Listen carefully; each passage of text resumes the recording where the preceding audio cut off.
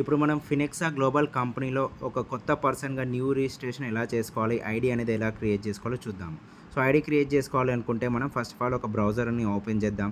So, బ్రౌజర్‌ని ఇక్కడ chrome use చేస్తున్నానండి. So, ఇక్కడ సెర్చ్ బార్‌లో వచ్చేసి మనం www.finhexa.com అని సెర్చ్ చేసి ఎంటర్ క్లిక్ చేస్తే మనకు ఒక ఫినెక్సా పేజ్ రావడం జరుగుతుంది. ఓకే.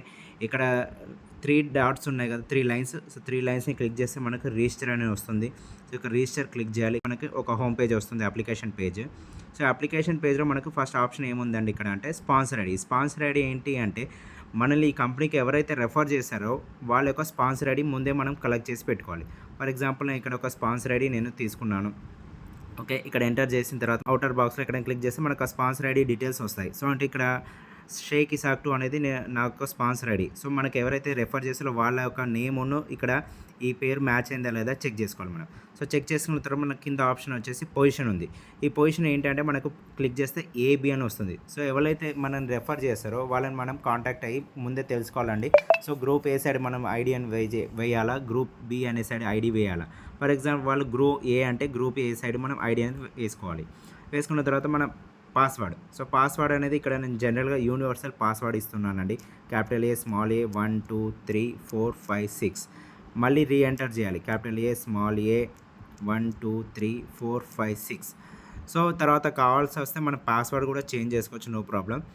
సో, 1, 2 టైమ్స్ పాస్వర్డ్ ఇచ్చిన తర్వాత ఇక్కడ మనం ఎవరైతే మనం ఐడీ వేసుకుంటున్నాం అంటే నేను ఇప్పుడు ఐడీ వేసుకుంటున్నాను కాబట్టి నా డీటెయిల్స్ ఇవ్వాలి ఇక్కడ. సో, నా ఫుల్ నేమ్. సో, నా ఫుల్ నేమ్ వచ్చేసి షేక్ ఇసాక్. సో, క్యాపిటల్ లెటర్స్‌లో ఇస్తున్నాను నేను. SHAIK space Shaik ISHAQ. So, already నాకు చాలా నెంబర్ ఆఫ్ ఐడీస్ ఉన్నాయి. ఇందులో 7 ఐడీస్ వరకు. సో, మళ్ళీ కన్‌ఫ్యూజ్ అవ్వద్దని చెప్పేసి నేను స్పేస్ ఇచ్చేసి 8 అనే ఐడీతోని రిజిస్టర్ అవుతున్నాను ఇక్కడ. సో, నా డేట్ ఆఫ్ బర్త్. సో, మన యొక్క డేట్ ఆఫ్ బర్త్ ఇవ్వాలండి ఇక్కడ. సో, డేట్ ఆఫ్ బర్త్ ఇక్కడ కర్సర్ క్లిక్ చేస్తే మనకి ఫస్ట్ ఇయర్ సెలెక్ట్ చేసుకోవాలి. So, 1986 okay. So, year select చేసిన తర్వాత మంత్. సో, నా January 20. సో, సెట్ చేసుకోవాలి. ఓకే. ఇక్కడ చూడొచ్చు January 20, 1986. జెండర్. సో, ఎవరైతే రిజిస్టర్ అవుతుందో వాళ్ళ జెండర్ మేల్ అయితే మేల్, ఫీమేల్ అయితే ఫీమేల్. సో, ఇక్కడ నేను మేల్ సెలెక్ట్ చేసుకున్నాను. అడ్రస్. సో, అడ్రస్ అంటే మనకు ఇంటి అడ్రస్ ఇవ్వాలి ఇక్కడ. 46-8-624 ఓకే. సో, ఎవ్రీథింగ్ మన అడ్రస్ ఇచ్చిన తర్వాత పిన్ కోడ్ ఇచ్చిన తర్వాత 506002 నేను ఉండే ఒక ఏరియా పిన్ కోడ్ అండి. సో, నా డిస్ట్రిక్ట్ వచ్చేసి వరంగల్. ఓకే. సిటీ. సో, మేము ఉండే సిటీ కూడా వరంగలే అండి. ఓకే.